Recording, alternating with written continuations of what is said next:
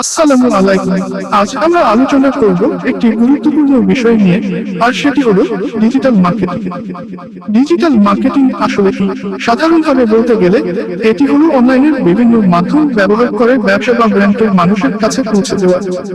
আগে মানুষ ব্যবসার প্রচারের জন্য পত্রিকা, পোস্টার, লিফলেট বা টেলিভিশন বিজ্ঞাপনের উপর নির্ভর করত। কিন্তু এখনকার যুগ হলো ইন্টারনেটের যুগ।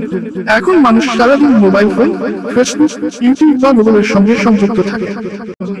আপনি কি জানেন, আজকের দিনে প্রায় 80% মানুষ কেনাকাটার আগে গুগল বা ফেসবুকে গিয়ে খোঁজ নেয়। মানে কেউ কিছু কিনতে চাইলে প্রথমেই অনলাইনে রিভিউ দেখে দাম তুলনা করে, তারপর সিদ্ধান্ত নেয়।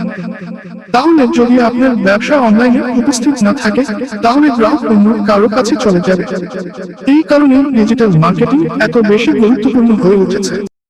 এখন আসুন দেখি ডিজিটাল মার্কেটিং এর প্রধান চারটি মাধ্যম কি কি। প্রথম মাধ্যম হলো সার্চ ইঞ্জিন অপটিমাইজেশন বা এসইও। এটি হলো এমন একটি প্রক্রিয়া যার মাধ্যমে আপনার ওয়েবসাইটে গুগল বা অন্যান্য। দ্বিতীয় মাধ্যম হলো social media marketing.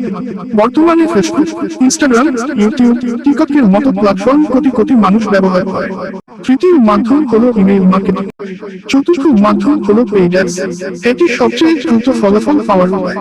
Google ads, Facebook ads বা ইউটিউব অ্যাডস এর মাধ্যমে আপনি নির্দিষ্ট গ্রাহকের কাছে আপনার পণ্য বা সেবার বিজ্ঞাপন পৌঁছে দিতে পারেন। তাই যদি আপনি সত্যি ব্যবসাকে এগিয়ে নিতে চান, তাহলে আজই ডিজিটাল মার্কেটিং শুরু করলে এটি আপনার ব্যবসাকে নতুন উচ্চতায় নিয়ে যাবে।